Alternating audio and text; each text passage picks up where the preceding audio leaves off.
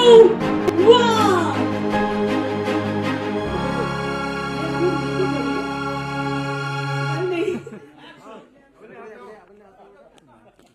करिए आगे आगे की साइड कर लेंगे, बेटर रहेगा। 1 2 3 क्या बात है। तो ये है हमारे दोस्तों का फर्स्ट लुक किस्सा कोर्ट कचहरी का। Alright, thank you so much, thank you for coming. एक बार फिर से हमारे स्टार कास्ट, हमारे प्रोड्यूसर और डायरेक्टर के लिए एक बार जोरदार तालियां। अच्छा, ट्रेलर से पहले तो मेरी एक बार हमारे डायरेक्टर से क्वेश्चन है, माइक प्लीज दीजिए। पहले बोलिए, पहले सर के लिए तालियां। मल्टी डायरेक्टेड काम किया, डायरेक्टर भी बोला, राइटिंग भी की, स्क्रीन में भी बहुत लिखा है। तो ये फिल्म क्यों चूज करी थी आपने?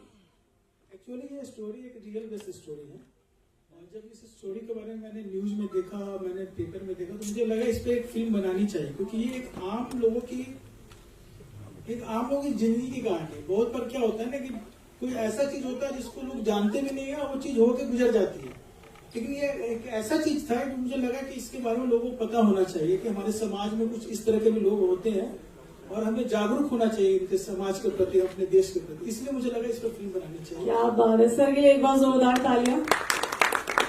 Thank you sir. मैं डायरेक्टर से तो पूछ लिया, मैं प्रोड्यूसर सर से पूछना चाहूंगी। सब पैसा बड़ा इंपॉर्टेंट होता है, कितने लोगों के लिए है यहाँ पे इम्पोर्टेंट? सबके लिए। देखा, इस पे बड़े रिस्पॉन्स आए सबके। पैसा सबके लिए इम्पोर्टेंट। तो जब आपको स्क्रिप्ट सुनाई गई तो आपने क्यों पैसे लगाने के लिए हाँ कर दी? इम्पोर्टेंट चीज तो आपने करी है। मैम, पैसे से भी ज्यादा इम्पोर्टेंट पैशन होता है। क्या बात है, वरना सर ने बहुत बड़ी बात करी। Passion, passion is everything. Money always subsidiary entity. I know the money is a precious entity for all of us, but the person should make passion is the primary entity, and everything goes on secondary entity.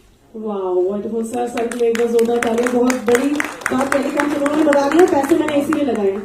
तो पैसा important नहीं है, और script दीजिए sir को, sir बनाएंगे film में। हम तो चाहते हैं सर आप बनाए फिल्में आगे बैक टू बैक। आपके जैसे प्रोड्यूसर्स की हमें जरूरत है, बिकॉज इस तरह की जो कहानियां हैं उनके लिए प्रोड्यूसर्स बड़ी जल्दी से हाँ नहीं करते हैं। सबको कमर्शियल सिनेमा ही चाहिए होता है। तो इस तरह की कहानियां जब तक ऐसे प्रोड्यूसर ऐसे डायरेक्टर नहीं आएंगे, कहानियां हमारे समाज के सामने नहीं आएंगी। So thank you so much sir, you can sir. Thank you. इनकी एक बहुत अच्छी लाइन है, वो बोलूंगा उनको सिनेमा के बारे में।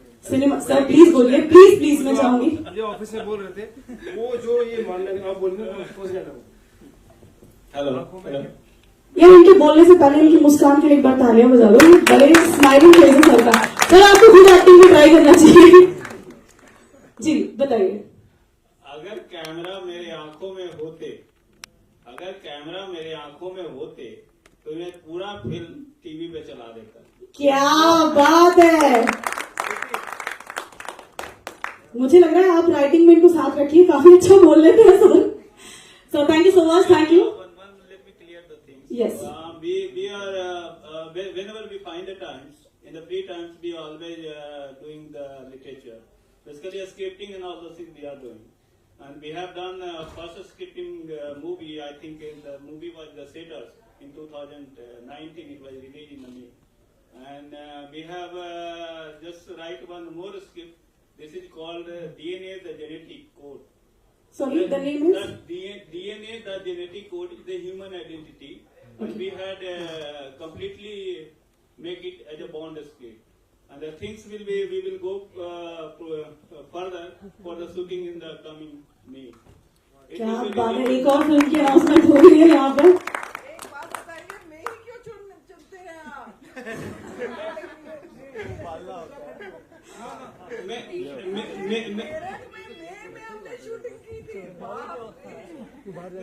This film will be shoot in the Uttarakhand, the hilly area.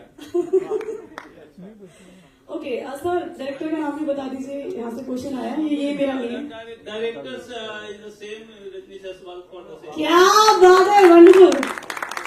Rajneesh जी बहुत सही जा रहे हैं, बैक टू बैक फिल्में कर रहे हैं sir.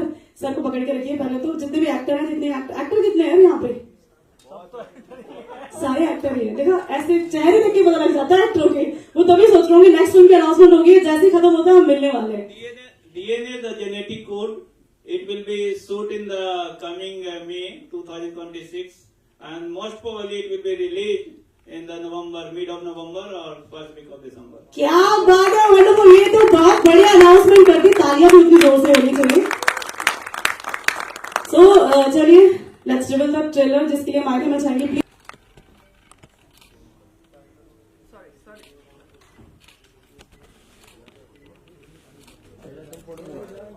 Thank you so much everybody, और थैंक यू त्रिलोका। किस्सा कोट आ रही है आवाज?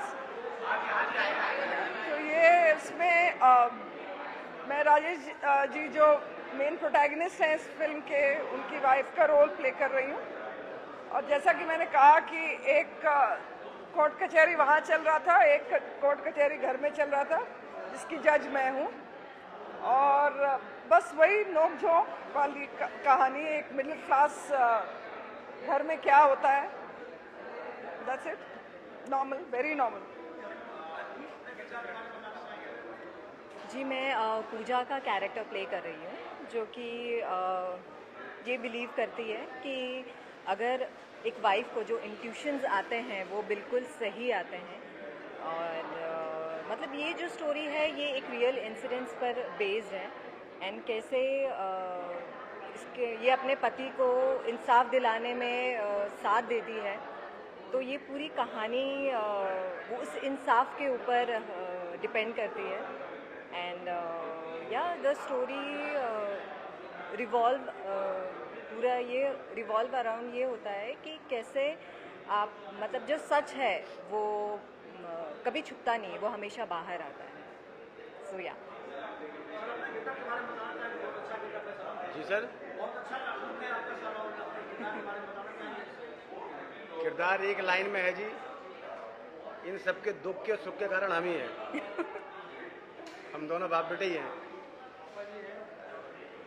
और एक शब्द में खत्म करूंगा बात अपनी, मस्त है, मलंग है, थोड़े से दबंग है, दुनिया की परवाह किसको, हम खुद को बहुत पसंद है। वाह वाह।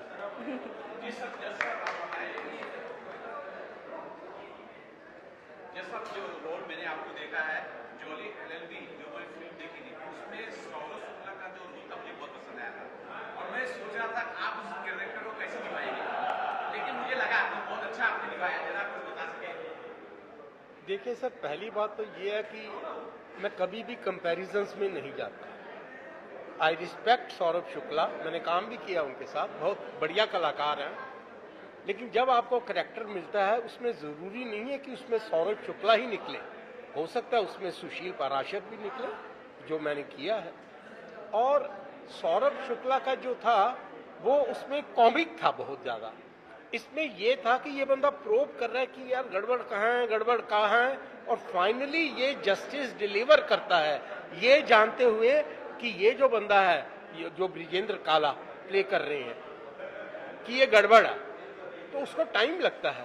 तो अगर इसको पूरा सौरभ शुक्ला की तरह ही कर दिया, वैसी फ्रेम टू फ्रेम एक एक वैसी कर दिया, फिर वो मजा नहीं। फिर मेरी जो इंडिविजुअलिटी है वो कहाँ रही। वो अपने स्टाइल से डायलॉग बोलते हैं, मैं अपने स्टाइल से डायलॉग बोलता हूँ। वो मेरे से बेहतर है, वो अच्छी बात है, मैं उनसे बढ़िया नहीं हूँ, ये भी अच्छी बात है। लेकिन जो मैं हूँ वो मैं हूँ, जो वो है वो है। Thank you.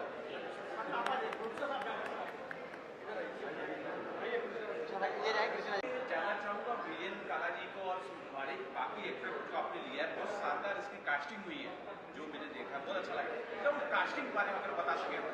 कास्टिंग तो रजनीश भाई कर रहे थे ना, डायरेक्टर साहब कास्टिंग कर रहे थे। डायरेक्टर साहब आप इसका जवाब दीजिए। डायरेक्टर साहब इसका जवाब देंगे। सर जो कास्टिंग हुई है बहुत शानदार हुई है, बहुत अच्छे कैरेक्टर आपने लिए हैं, बहुत अच्छा रोल सबने निभाया है। जज साहब का रोल भी पसंद आया मुझे और बाकी सबका भी पसंद है, तो लोकेश जी का भी कैरेक्टर बहुत पसंद आया। सर कास्टिंग बारे में क्या बताइएगा? देखिए, कास्टिंग के लिए आप लोग काफ़ी मेहनत की, करीब 6 महीने हम लोग का ऑडिशंस चला है कास्टिंग के लिए।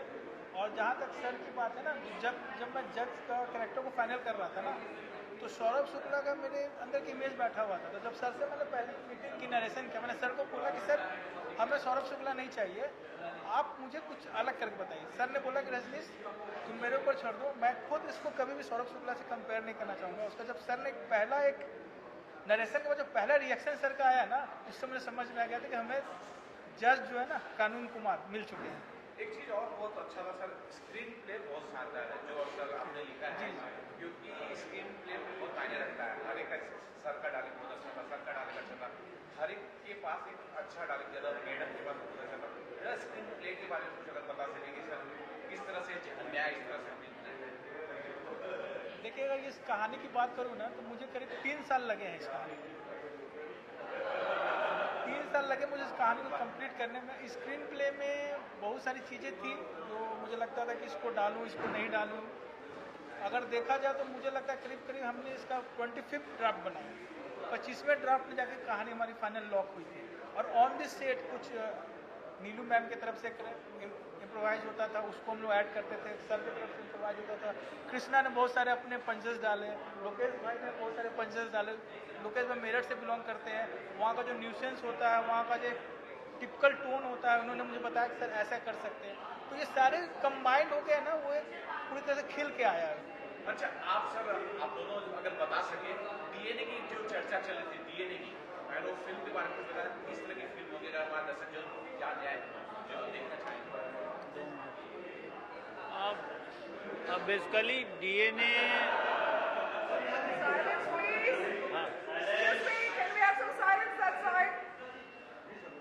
देखिए basically DNA the genetic code एक फिल्म है जो हम लोग अभी करने वाले हैं। फिल्म का जो बेसिक समरी है वो मैं बता देता हूँ आप लोगों को, मीडिया को, कि एक माँ है और एक बच्चे हैं, इन दोनों की ग्रोइंग एज की कहानी है। माँ एज यूजुअल का एक कन्वेंशन है या कन्विक्शन कह सकते हैं, better conviction word is better, कि इफ ए बॉय और if A boy, other boy are going to be born, in which doesn't matter they are married or not, क्योंकि बच्चे के जन्म में there is a biological relationship. Marriage gives you lots of societal मतलब कह सकते हैं सोसाइटी में सिक्योरिटी की भावना देता है। तो if your marriage and if you have a kids, everyone say that it is a legitimate child, but here is everyone says that it is illegitimate child because there is no marriage happen. तो problem तब हो जाती है जब society उसे accept करने के लिए तैयार नहीं होता है। वहाँ पे प्रॉब्लम से आती, मदर्स को मतलब बहुत स्ट्रांग बिलीफ है कि एक बच्चा है और एक माँ है तो उसका बेबी है और उसका माँ है, no matter how the relationship was there. ऐसे बहुत सारे बॉलीवुड हॉलीवुड में I think there are 68 movie जा चुके हैं इस पृष्ठभूमि पे। दिस इज समथिंग डिफरेंट कि एक ग्रोइंग एज में जो सोसाइटी का टॉट इशूज होता है और ग्रो करने होते हैं बच्चों को और उसको आगे सर्वाइव करना होता है। तो यहाँ पे एक प्रॉब्लम ये आ जाती है कि बच्चे के सर्वाइवल में बहुत सारे कष्ट होते हैं। If you are basically if you are a poor, if you don't have a resource and you don't have a money, you can not sacrifice and give a proper life of a kids.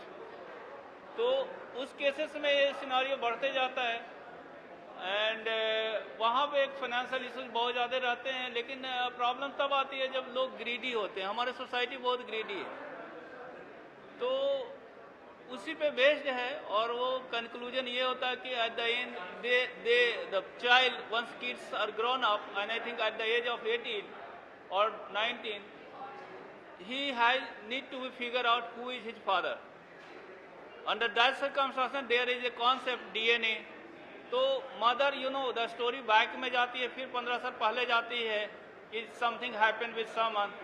So under that circumstance, how to identify who is your father? Mother basically doesn't know who is his father. So under that circumstance, DNA come into the picture. Lots of courts and kachari come into the pictures, and there is a character called Dafar Vakil. Dafar Vakil is a totally innocent. They have a degree, but the degree has been purchased on the payment basis. They don't know how to write and how to file a read petition into the High Court for this upcoming journey. But the problem is that DNA identification is too tough. If someone become a IAS officer, someone become like a politician, someone become like a judge, and if something illegitimate relationships are there, everyone fear about, the truth are going to be revealed with this cases are going on in the media platforms. So under that circumstances, things are going on, and the kids become the kids become like a hybrid sons, because the mother was someone else. It's a priest of the Brahman family, the mother was there, and the father was something belong from Mumbai. It's a business area. So under that circumstances, the kids later on go to the Harvard, and they had obtained a degree of MBA in finance, and they were work in the United States of America in JP Morgan banks. Once he come to the local Indian platforms, तो जो father था, मतलब ये parallel में DNA चल रही है और दूसरी में वो बच्चे का growing age चल रहा है, उनकी education चल रहा है, तो problems यहाँ आ जाती है कि जब वो इंडिया आता है तो they are very much capable to fight all the sacrifices and fight with all the battles whatever he had in the past. तो जब वो आते हैं तो फिर उसके जो father है, they are greedy, they wanted to launch his son like a CEO of his company. वो CEO को लॉन्च कर मतलब अपने नए CEO ढूंढ रहा होता फादर बेसिकली, तो वो लॉन्च करने के लिए उनको मतलब पढ़ाता लिखाता है, लेकिन जो सन है ही वाज क्वाइट कह सकते हैं कि बहुत ज़्यादा एम्बिशियस था, and he thrown everything on there head. तो उस केसेस में प्रॉब्लम तब आ जाती है कि इस चीज़ों को कैसे कैप्चर किया जाए. तो DNA जो वन पार्ट और second part is their kids journey and Harvard. तो इस फिल्म की जो समरी है, वन लाइन में समरी कर सकते हैं. If you are born in a poor family in which you doesn't have any roles, but you are going to be die with the poor, in that cases you have only role कि आप मरना भी मतलब गरीबी में, उसमें आपका जिम्मेदारी है. तो ये poor kids like a those people who belong to क्या कहते हैं पुअर झोपड़ी वगैरह में जो रहते हैं slum area, they also have a thought, they also have a human being, they also have a ambition. तो everyone can be fulfil their ambition with hard working nature and dreaming. Dreaming is equally important for those people who wanted to make their journey across the global arena. तो यहाँ एक गरीब बच्चे का Harvard से graduation कराना और उसके बाद वो एक अच्छा मुकाम पे पहुंचे, इस फिल्म में टोटली है.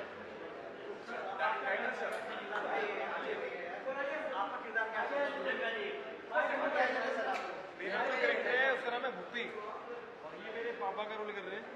तो एक होता है ना जो कैरेक्टर के बारे में होता है कि मेरा बाप जानता है कौन है, तो वही मानता है भुप्पी कि मेरा बाप कौन है, जानता है मेरा बाप ये है जिसके दम पे मैं कुछ भी करता हूँ. तो पूरा कहानी में ट्विस्ट आता है. 17 मार्च को मालूम चलेगा. अब इससे पूरा 13 मार्च को.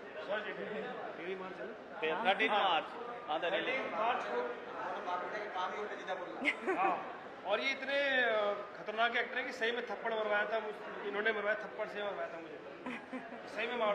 बेसिकली प्रॉब्लम है कि जब शूट हो रही थी तो बार बार ये क्लैपिंग कर रहे थे, लेकिन इनको लग नहीं रहा था. तो मेरा आइडिया था कि ये should be true in nature, and that's why the clapping was the real, and that's we wanted. और जो पापा का हाथ था ना, ऑडियंस के लिए क्या कहना चाहेंगे, क्या उम्मीदें हैं, फिल्म कितनी हिट होने वाली है, ये फिल्म कितनी हिट होगी, ऑडियंस से क्या उम्मीदें हैं आप बताइए. आपने देखा ट्रेलर, क्या बोलते हो?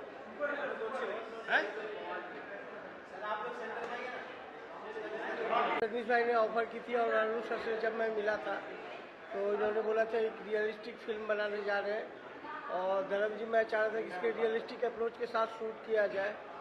तो इसके साथ ही हमने जब मैंने कहानी सुनी तो मुझे पता चला कि ये पूरा रियलिस्टिक जोन में है, और जो कैरेक्टर जो सर ने प्ले किया, सर अपना कृष्णा जी, अंजू जी और तिलकधारी सर ने, तो जितने बड़े बड़े स्टार हमारे साथ थे, और सच में सब लोग रियलिस्टिक परफॉर्मर ही थे. और जहाँ पे जब मैं शूट कर रहा था तो हमें लग ही नहीं रहा था कि हम कोई सीन ऐसा शूट कर रहे हैं या जानबूझ के शूट का माहौल है, ऐसा कुछ नहीं. जितने भी सीन हुए, जो भी एक्ट हुआ, सारा ऐसे लग रहा था कि पूरी पब्लिक, अगर अंजू जी रो रहे थे तो पूरी पब्लिक रोने लगती थी. वहाँ पर ऐसा माहौल भी बन गया था. और कृष्णा भाई या सर झगड़ा करते तो लगता था कि सन्नाटा छा गया है. तो हम लोगों ने बहुत अच्छे से शूट की वहाँ पे, और बहुत मेहनत से शूट की, और काफ़ी सपोर्ट रहा. और मेरठ के लोगों को मैं थैंक यू बोलना चाहूँगा जिन्होंने कि भरपूर सपोर्ट किया था मुझे शूट करने में वहाँ पर। और रनिंग रोड पे शूट करना बहुत मुश्किल होता है, बट वहाँ पे भी हमें एक अच्छे माहौल में शूट करने को मिला, कोई डिस्टर्ब नहीं हुआ। और इसलिए हम चाहेंगे कि तिरंगाई सर का थैंक यू करना चाहेंगे उसके लिए, और इन्होंने बहुत ही अच्छा अरेंजमेंट रखा था सबके लिए। Thank you so much. और रियलिस्टिक अप्रोच के साथ हमने ये फिल्म बनाई है। और हम लोग आज आप लोग को ट्रेलर देख के कैसा लगा, आप लोग भी अपनी प्रतिक्रिया दीजिएगा और आप लोग बताइए। हमसे ज़्यादा अच्छा लगेगा कि अगर आप हमें जज करके बताएंगे कि आप लोगों को कैसा लगा। हमने आप जरा बताइए कि मैडम ने आपको जो है बहुत अच्छा एक्टिंग करने बोला है। मैं ये भी जानना चाहता हूँ कि आपने आगे और क्या फील करते हैं एक सीनियर आर्टिस्ट जब आपको बोलता है आप अच्छे। ये अगर सीनियर आर्टिस्ट बोले तो बहुत ही बड़ा कॉम्प्लीमेंट है मेरे लिए, मतलब। और इनके साथ काम करना बहुत अच्छा एक्सपीरियंस था मेरे लिए। और मेरा इसके अंदर सिर्फ एक छोटा सा रोल है कि मैं सिर्फ परेशान हूँ कि पापा के जो स्कूटर है वो मुझे पसंद नहीं आती। बस वो मैं स्कूल से थोड़ा दूरी उनको बोलता हूँ रुक जाओ करके, तो अगर स्कूल के पास ले जाओगे तो मेरे दोस्त मुझे चिढ़ाएंगे बस। तो ये थोड़ी सी चीज़ें हैं, मेरा इतना छोटा सा रोल है बस। और मैं जरा सा वापस मतलब चूंकि आपका किरदार जो है बहुत भावनात्मक था ये, और मुझे थोड़ा सा ये जानना चाहता हूँ इसमें बहुत अच्छे गाने हैं, कितने गाने आपके ऊपर फिल्म आएंगे? जी, ये तो जब आप मूवी देखेंगे तब आपको पता चलेगा। और गाने तो इसके बहुत ही अच्छे हैं। जैसे आपने ट्रेलर में भी देखा होगा कि स्वीट सा रोमांटिक सॉन्ग है जो एक मिडिल क्लास फैमिली होती है, कैसे वो छोटी छोटी चीज़ों में ही खुशियाँ ढूंढ लेती है, या तो उस तरह से वो गाना दर्शाया गया है। एंड या कुछ लाइंस जो आपने सुनी होगी वो काफ़ी सूदिंग है। मतलब जब ये पूरा गाना आप देखोगे तब आपको बहुत मज़ा आएगा।